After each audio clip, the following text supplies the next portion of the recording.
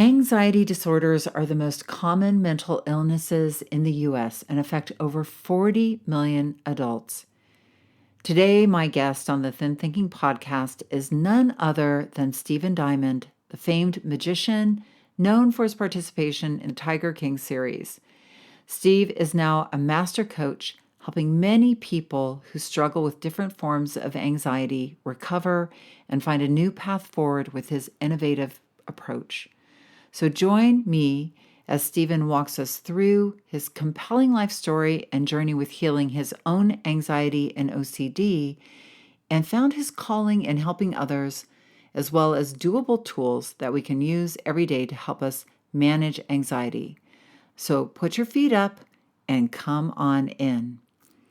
Warning, there is a graphic description of a murder scene in the podcast, so if you have young children within earshot, or if you may be triggered yourself, please refrain from listening to this episode.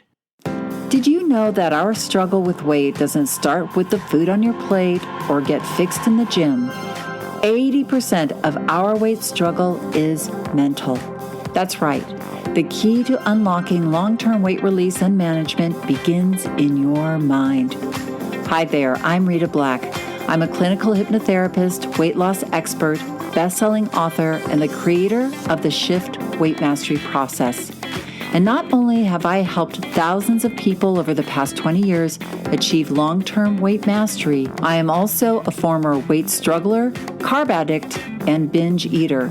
And after 2 decades of failed diets and fad weight loss programs, I lost 40 pounds with the help of hypnosis. Not only did I release all that weight, I have kept it off for 25 years.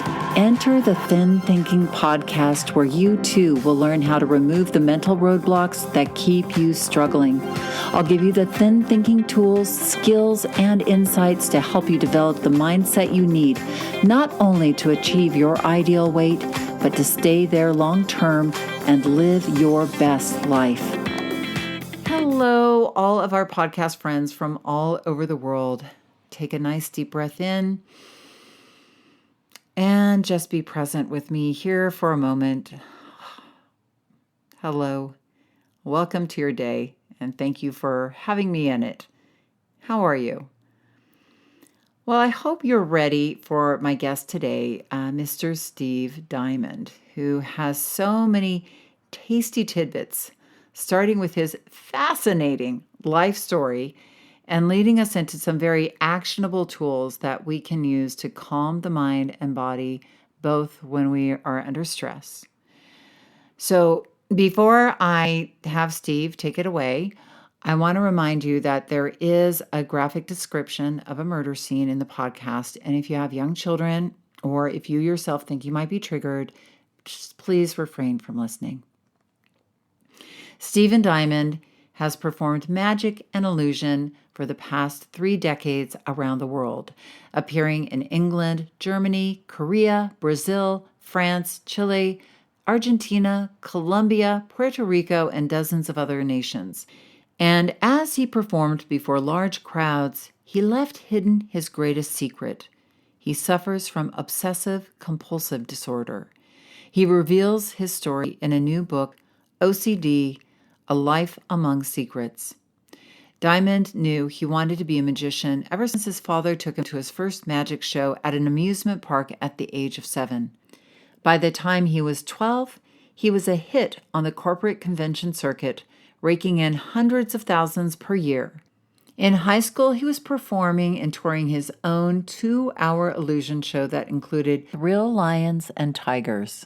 Today, Stephen is a keynote speaker and a corporate trainer on the topic of stress in the workplace, with his popular multimedia presentation entitled What the Tigers Taught Me, where he captivates his audiences with his wild stories of working with exotic lions and tigers. He now demonstrates the life lessons these endangered beasts and surviving a cult taught him. Please help me welcome Mr. Stephen Diamond.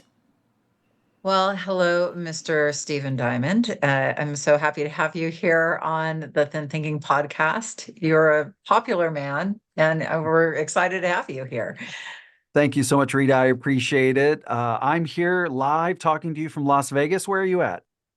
I am in Los Angeles, California, and it's cold. You would never know it was Los Angeles. It's a beautiful day here in Las Vegas. Sunny. I just came from outside and it's not too bad. It's kind of on the verge of warm and cool, but it's really nice outside. A quick question about Las Vegas in the winter. It Sure. does get really cold there in the winter time, right? Because you're in the high desert. Sometimes, yeah, sometimes it does get cold at night. During the day, it's kind of mild. You know, it seems like it's really strange. It seems like our winters are getting milder here. Mm. This past winter, this winter right now has just not been all of that severe. It seems to me, and maybe a lot of other Las Vegans may disagree with me, but it just doesn't seem as cold as it used to be. Yeah. I mean, that's interesting because it's kind of been a flip story for LA. I've talked to other people about this. I think we're getting colder and other Right. places are getting Yeah, yeah, warmer. things are definitely changing for sure. Yeah. So, I love your background, and I know our listeners, maybe if they have not heard of you before, would love to hear more about you because are an anxiety guru, professional coach, but you started and are you still a magician? Like, tell us your background because it's so fascinating. Sure. A lot of your viewers may recognize me from the hit Netflix television series Tiger King. And that Yes. covers a 15-year period of my life that actually happened 35 years ago. And so, who knew at the Oh, time? wow. I certainly didn't, that someday a documentary would be made on Netflix about a period of my life. But I'll explain to you how it all began. Yeah, please. So, I was kind of a child prodigy. I started performing when I was about 8 years old. My father took me to an amusement park. I saw my very first magician, and I just looked up at him and I'm like, Daddy, that's what I want to do forever. And so he fortunately said to me, you know, if you want to be a magician, you certainly can be. And that was like getting your dad's stamp of approval. So the next thing you knew, we were at the magic shop. He was buying me some tricks to practice, and I realized I was really good at it. And when I took the tricks to school, I was blowing people away, you know, at like 9 years old. And Wow. so by 10 years old, I had an act and I was doing birthday parties and I was doing just little festivals and fairs and anything that I could get booked at. My dad was billing me as the world's youngest magician. And that's Was kind of he how I was your dad, was he your like manager, agent at the he time then? he was kind of loosely. He really didn't know what he was doing. Neither of us did. We were all playing it by ear at that time. But very quickly I got discovered by a professional manager who saw me at a Wow. shopping mall. And I was about 11 years old, I guess, when I met Bobby. And Bobby McLam, who's a well-known agent and producer on the East Coast, and he saw me and said, you know, you're going to be incredible someday, and I would love to nurture you along and help develop you. And so he signed me to, at that time, his company was called B&R Entertainment. Today it's Artist and Attractions Management, but uh, we signed up with him, and the rest is kind of history, you know.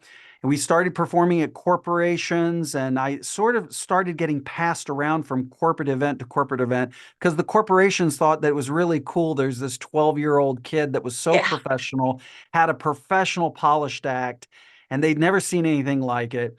And so it became kind of a little sensation on the East Coast. And so Virginia, North Carolina, South Carolina, Florida, Georgia, and then on up to New York. That kind of area is where I would do all my shows. And then when I was about, I guess I was probably about 15 years old or so, 15 or 16, I was performing for Longwood College in Virginia, which at the time was an all-female college. Oh, And wow. they did this big fundraiser every year where they would rent the town theater, they'd block off the main street, and they would have this big festival. And it was a big fundraiser for the college sorority. And they would always hire me to perform in the theater, and I would sell it out. I would do like 3 or 4 shows over the course of a weekend, and it all the tickets would go instantly, and it became just this yearly thing that was really Wow. popular.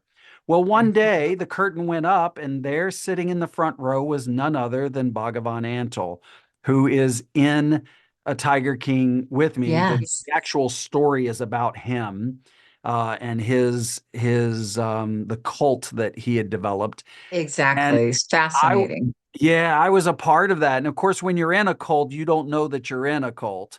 Right. So I had no idea at the time really what it was. But I had the magic show. He had the lions and tigers. And we both came up with the idea of let's join forces and produce this bigger version of my show. And let's tour it around the world. And that's Right. what we did for 15 years. Unbelievable. That's how it all And got started. that is amazing. So how did that all dovetail into anxiety? And, how did your story, I mean, were you anxious working with tigers to You start know, with? I don't know if that was the root of your anxiety, but it would be the root of mine. I get that question a lot, and it's really funny. It's fascinating to me that when people find out that I teach people how to manage their stress and anxiety, of course, they instantly ask me about the tigers, and they're like, Right. what is that where it came from? No, I never had any fear of the animals. I Mm, just was fearless. I think I still am to a large degree in my life. Working with exotic animals that early on, and especially working with them with the psychology and philosophy of animal training the way we did, we had a no harm policy. We didn't hit the animals, we didn't beat them. We used a different modality of training that is psychology based. And so when you learn that methodology of caring for, raising, and breeding these animals, it kind of passes on to you and you start living your life in that modality in a certain way. sure. And you can't work with these animals if you're afraid of them because they will Mhm. pick up on that and they'll sniff that out right away and they'll take advantage of it. But I just instinctually and naturally never had a fear of them. I never saw them as predators. I never saw them as adversaries. Just the opposite, actually. We were a team. And it was my job to bond myself with certain animals so that we could communicate on a deeper level and we could get the results on stage that we were looking for. And so it's a very long process, but and which is why a lot of people don't use it because it does take a lot of time and effort and training. You get out of these animals what you put into them. Right. So, if you put a lot of love and attention and care into these animals, that's what you'll get back from them. And so it's all about developing the right relationship. And that set me up in a great way for my future. So I had a lot of trauma in my early childhood. I'll give you a quick story. I've told this many times on television, but maybe some of your viewers haven't heard it. When I was about 8 years old, I walked into a room and found my babysitter dead. And she was actually hacked into pieces. And her head was over What? here and her body was over here. And it's a long story I tell in my book, OCD: A Life Among Secrets. But basically, what happened was her drunk ex husband showed up at the house one night and propositioned her, and she refuted him. And he went crazy, grabbed a kitchen knife, and hacked her up. And so, in the chaos of the ambulance and the police and everything being at the location, my dad and I, who lived in the apartment across the street, we saw the noise. We actually thought the building was on fire and we ran out to see what was going on. And in the process of that, I slipped away from my dad, went around the back, went up the stairs, and went right into the apartment and found myself standing in a 3 foot diameter pool of her blood. And in the blink of an eye, I just looked over and I saw her head. And I realized or I realized where I was and what was going on. And in Right. that second, it seemed like 30 minutes to me. But I was probably only standing there for a second or two before a Yeah. fireman grabbed me and yanked me out of the building. took me back to my dad. And so that was my very first experience with trauma, my first Yeah. experience with stress and anxiety. And I was forced into a situation that I had no emotional intelligence at that age to be able to process or handle.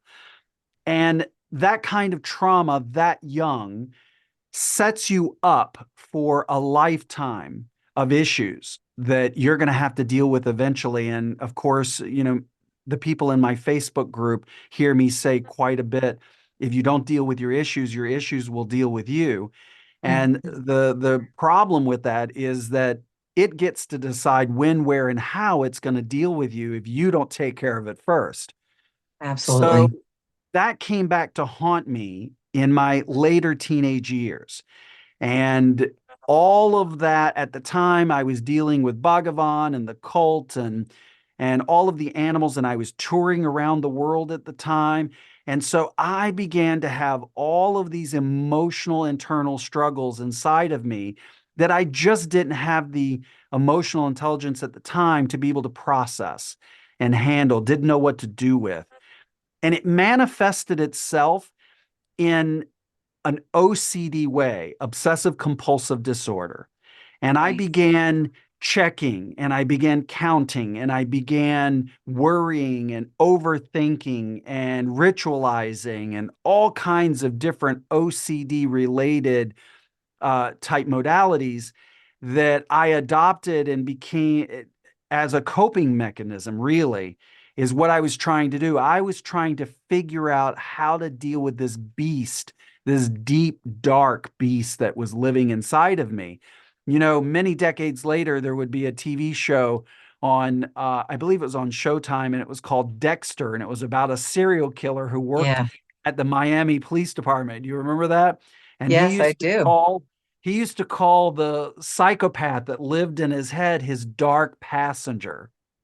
And that rang true with me because when I saw that series and heard Dexter talk about his dark passenger all throughout the series, it reminded me of that dark passenger that lived within me. I called it the beast, and it lived with inside of me for so many years, and it grew angry and angrier and angrier as I grew older because I hadn't dealt with it. So finally, flash forward a couple decades later, I'm in my 20s. I'm about 28, 29, somewhere around in there. I'm on stage with the Osmond brothers. I'm actually touring with them at the Oh, time. wow. And we were at their theater in Branson, Missouri, doing a Christmas version of the show. And I was their opening act. I was also at the same time the opening act for Tony Orlando. I And love that. and I was performing with the Osmond Brothers, and I collapsed on stage Oh, in front my. of 1,000 people. Oh, And my body just hit the reset button and said, "You're done." And that was the beginning of me coming to the point where I have to deal with all of this in my past. And so right. for the very first time, I went into therapy. And for the very first time, I heard the words obsessive compulsive disorder, generalized anxiety disorder, and all of these other disorders that I had. And I was dyslexic, didn't even know that, didn't really have a term for it. I knew I had problems reading, and I knew that my brain would reverse numbers, particularly. But I didn't really have words for all of these things. And so we figured it all out. I got into therapy and I went through the whole therapeutic trajectory, I guess you would call it, Yeah. and literally went through every modality of therapy that there is. And it was through that process that I became obsessed with learning how the brain works, how people process information, what makes people think the way that they do, why do they do the behaviors that they do that are sometimes self-sabotaging.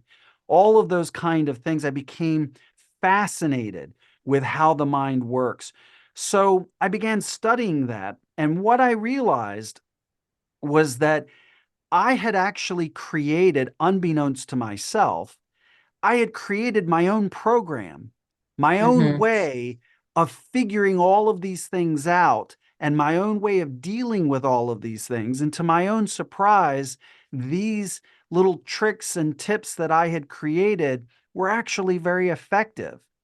Right. And my therapists were really impressed and they were like, this is kind of like your own little system. You should package this, put it together and share it with people who are the mirror reflection of yourself.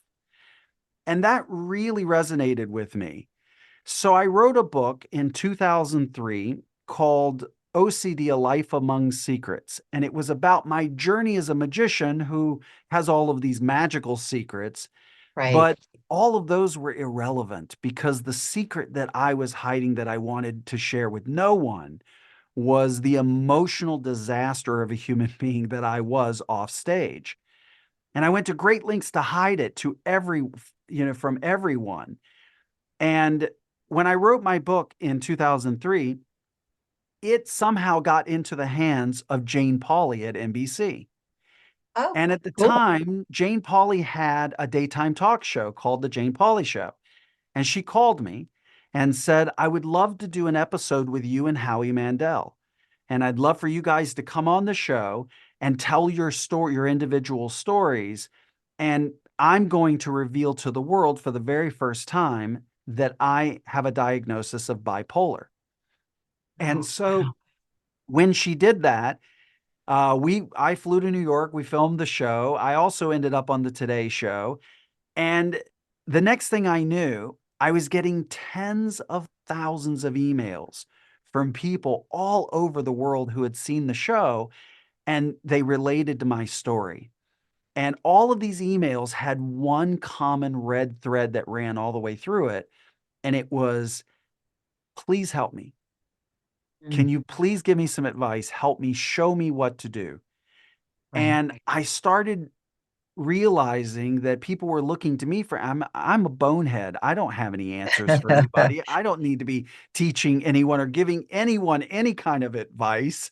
I'm as screwed up as the rest of them. And so I was kind of confused as to why they were looking to someone like me to give them answers when I didn't have any. And my therapist said to me, you need to produce a course and teach these people everything you know.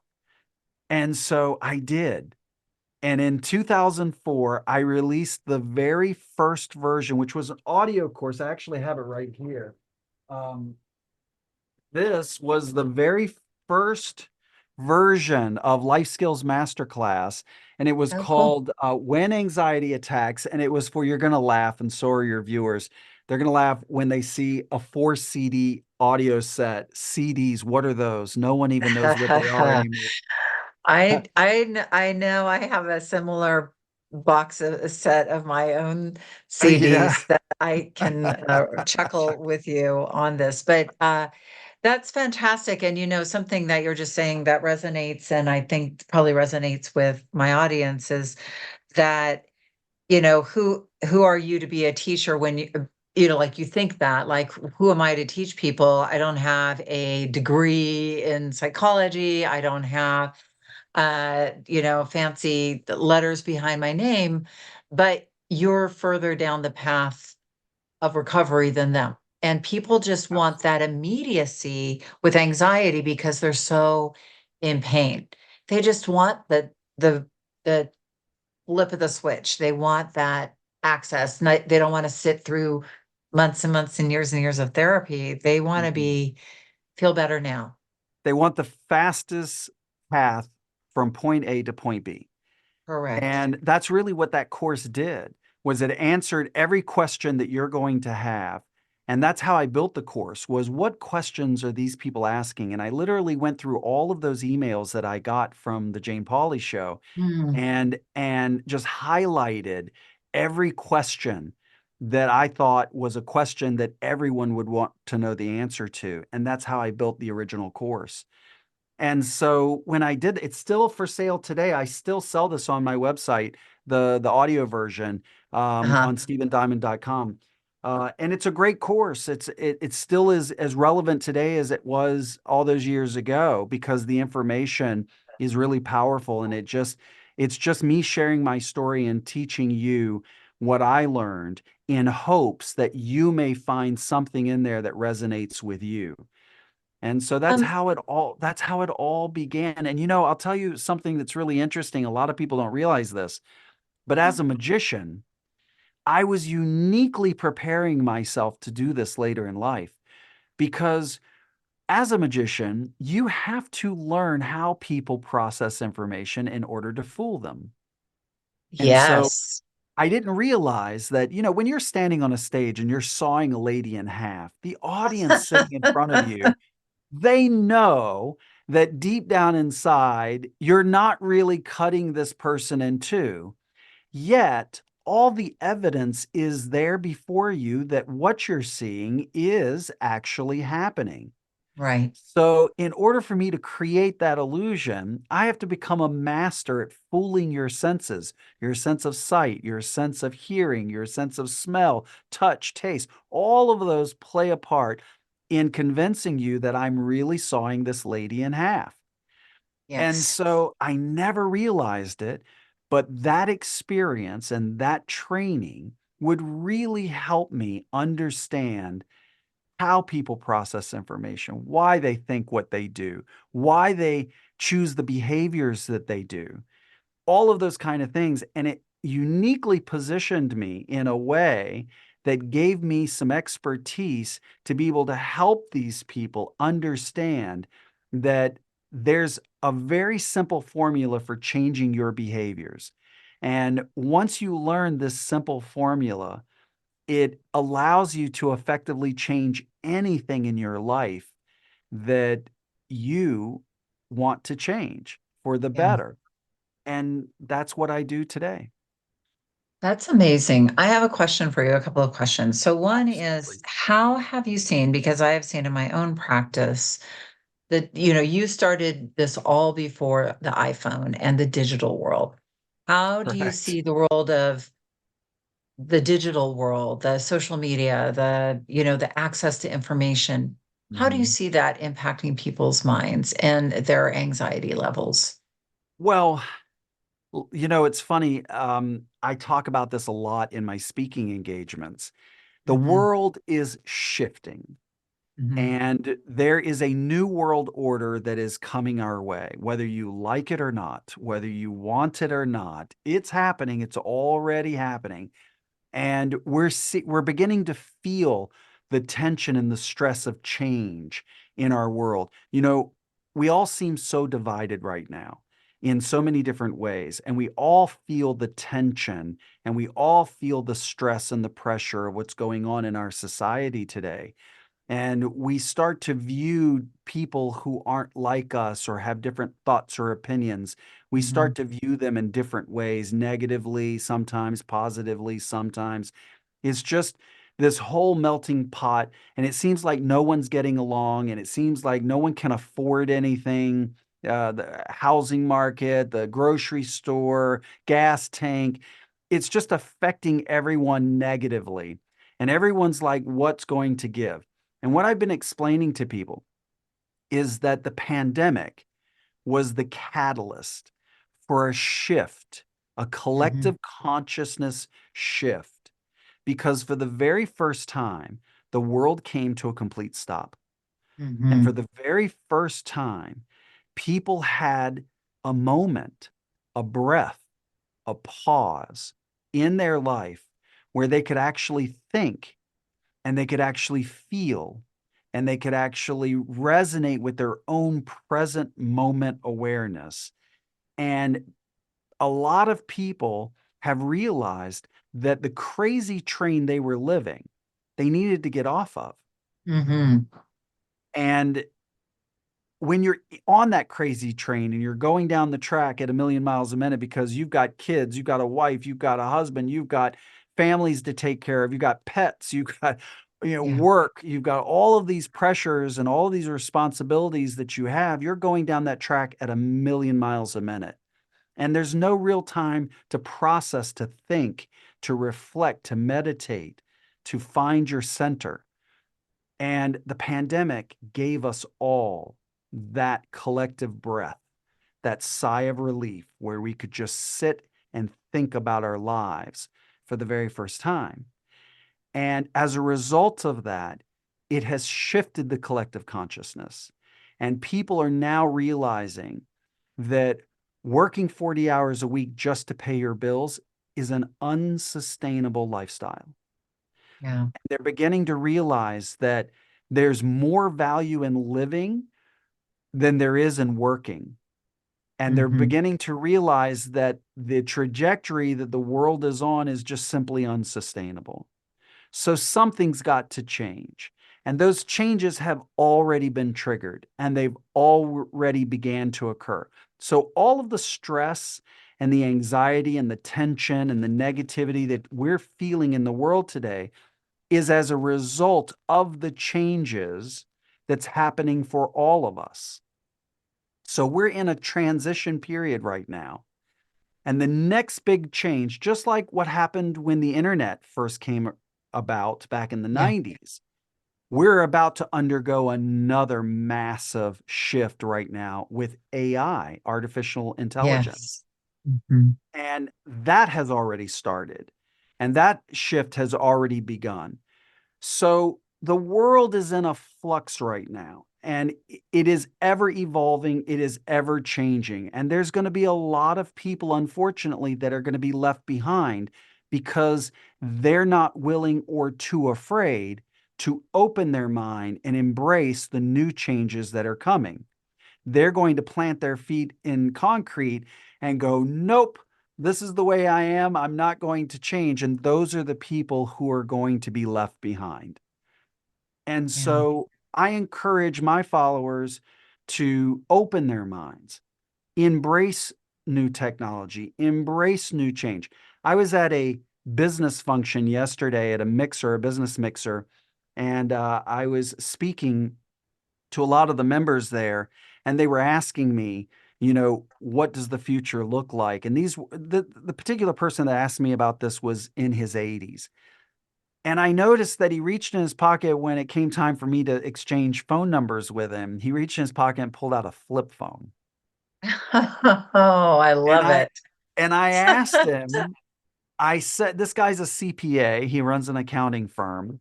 And I asked him, I said, wow, that's interesting. You have a flip phone. And he goes, yeah, he said, I just like to keep things simple. He said, I find that my life is better when I just keep things simple. I don't care about texting. I don't care about the internet. I don't care about any of that stuff. I just like things to be simple. And I thought to myself, that's great for you and that's great for your world, and if it's working for you, I support it. But I also see the other side of what's going to happen to people like him. And I Mhm. see that those people who just refuse to change, they've drawn a line in the sand and they're like, this is where I'm at. I don't need anything else. I'm just going to stay right here. They're going to find that their life gets more difficult. It's going to get Yes. harder for them, and it's by their own choosing. And that's their journey. So you have to let each person choose their own journey and let them travel where they want to go. And and you can offer to show them the path, but you can't make them walk it.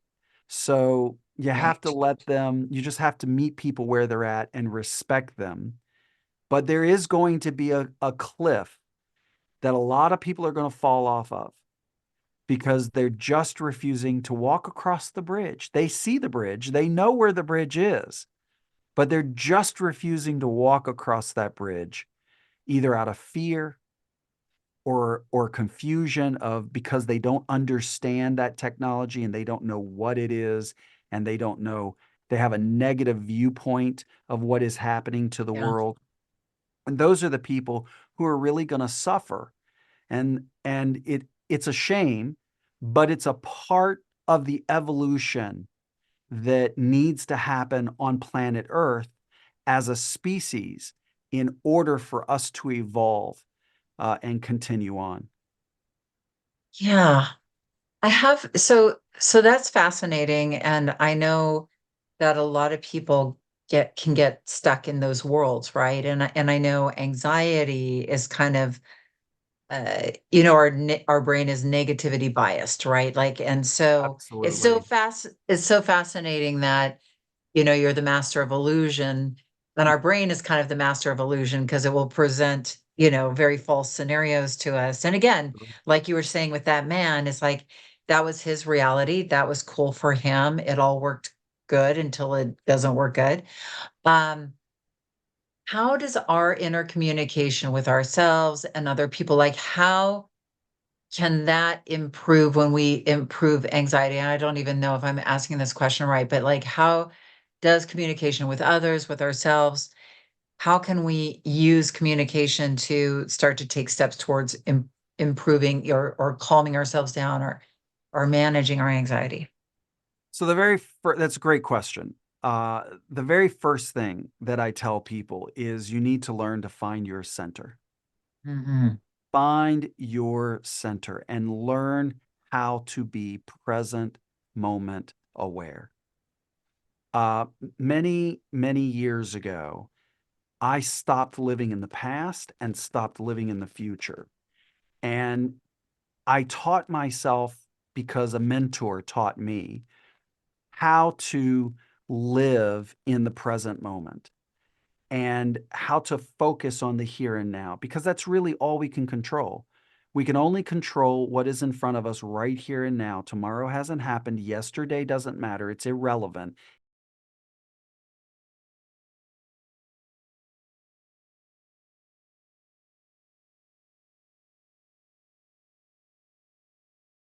The only thing that matters is right now. And when you learn to find your center and you learn to live in the present moment, you find that you actually reclaim your control in life and you reclaim your control over your life. And what I find most often is that people have identified themselves with their thinking and they Hmm. believe that that's who they are. And they Right. believe that every thought that goes through this gray matter between our ears is a, a reflection of who we are. And that is a lie that we convince ourselves is truth. And just because you have a thought doesn't mean that's you. And it doesn't mean that that's you thinking that thought. It is just a thought that randomly went through your head. Now, this is getting into some really complicated areas, but suffice it to say that when you learn to live in the present moment and when you learn to separate yourself from your thinking and you learn to identify yourself as the thinker, not the thought, you then have a foundation from which to change the way you think. And when you change the way you think, your behavior will also change. I Does agree that make with you sense? 100%. Oh, absolutely. And we actually talk a lot about that on this podcast. So absolutely true. I was interested and I don't know if you have the answer to this, but I have a feeling being the smart, clever fellow you are, is that because this is the Thin Thinking podcast, I was wondering if you had any opinion on how body image and self-esteem relates to anxiety.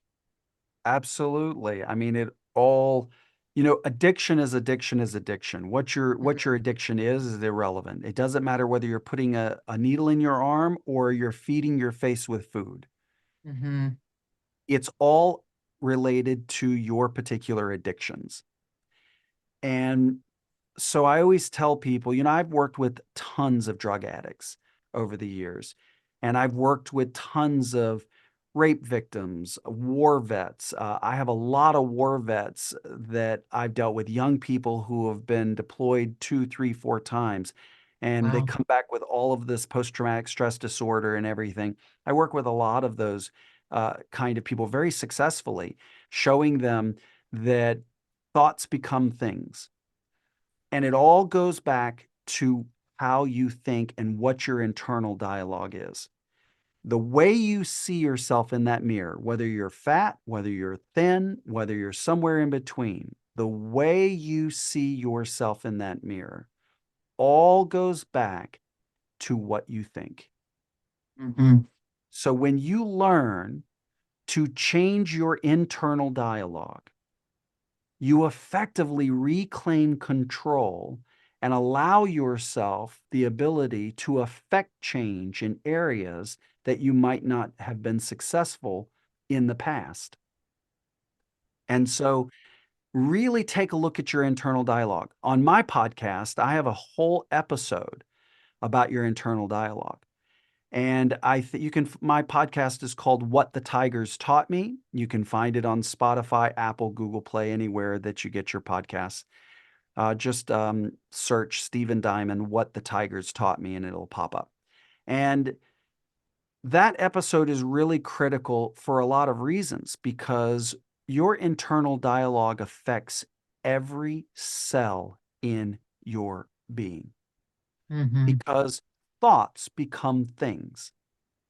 So when you have a negative thought or two, that doesn't affect too much.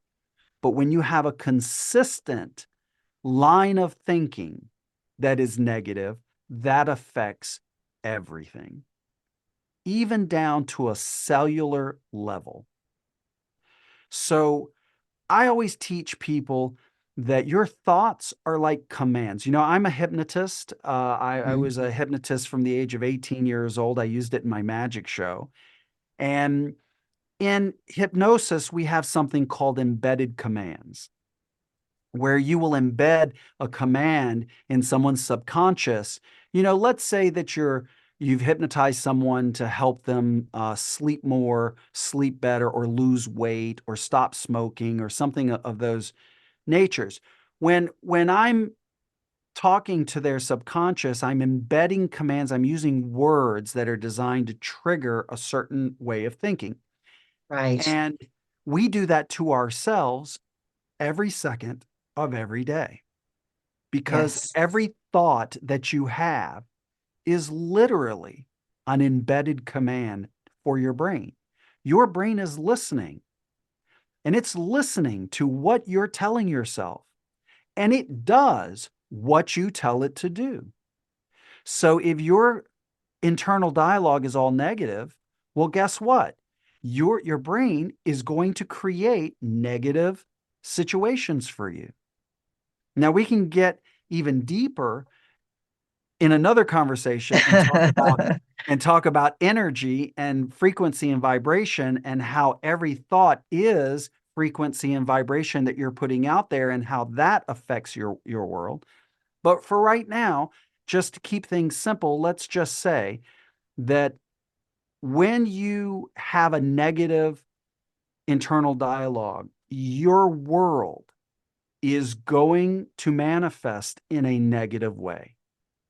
And if you learn to change that negative dialogue over time and through skill sets that you can easily learn, this is not rocket science. It's very simple stuff. It's just people don't know how to do it because no one's out there teaching them, which is what I'm all about. So when you learn how to change this negative dialogue in your mind, you have now given yourself the skill set to bring about any type of change that you want in your life. And I have I have changed people's lives in so many ways by simply teaching them a simple method that I teach in my course with a rubber band of how to Mhm. break that negative thinking. And I've seen it do incredible things because sometimes a person isn't aware that they're thinking negatively. Right. And so when you just simply bring about the realization that it's their own way of thinking and processing information that is causing all of the bad things to happen in their lives, they get it, a light bulb comes on and they go, "Oh my gosh, I've been dooming myself Mhm. to from day one." And then they're able to make all the changes in their life and their life gets better. When that happens, it's like a miracle. And they often think of it that way. And I always tell them it's not a miracle, it's not magic, nothing paranormal or psychic happened. This is simply the way the brain is designed. And Yes. so it's something I call GIGO, garbage in, garbage out. I GIGO. You know, love it. you put garbage into your brain. And when I say that, I mean the TV shows you watch, the books you Mhm. read, the magazines you consume, what you look at on the internet, whatever information you choose to allow into your mind is going to directly reflect the quality of life that you produce for yourself. Absolutely. Well, this has been very enlightening, Mr. Stephen Diamond. Tell us, I know you had some things for us to, Mhm. uh, you have some lovely, something nice for our listeners, to open up their Absolutely. minds to make. Absolutely. The number one thing that people ask me everywhere I go, people literally will stop me in airports and they'll ask me, How do I get more sleep? I can't relax. I just can't turn my mind off at night and I just can't find that peace and quiet that I need to drift off to sleep." So about 15 years ago, I created a self-hypnotic audio track that is designed to make you fall asleep or relax at will. You don't even have to do anything. All you have to do is put it on at night when you go to sleep. And you're going to find that you not only get the best sleep of your life, but you get that deep, restful REM sleep. We all need 15 to 30 minutes a night of REM sleep, rapid eye movement, which is what allows your brain to rest, relax, and reset. And this audio was specifically mastered for that. It's called, I actually have it right here. It's called the Deep Relaxation Audio CD. And it's a digital download. You can download it, put it on your phone, listen to it at night, or listen to it anywhere you want, except in a car. Don't listen to it while you're driving or operating any kind of heavy machinery. I hate But if you go to stephendiamond.com and on the homepage, scroll all the way to the bottom and you'll see it. It's really big and obvious there. Just put in your name and email address in the form right there, and I will email you a free copy of Deep Relaxation, and you're going to love this. I have people that use it at work on their lunch breaks. I've had women. It's so funny. I get I get the craziest emails, especially when I'm on national television.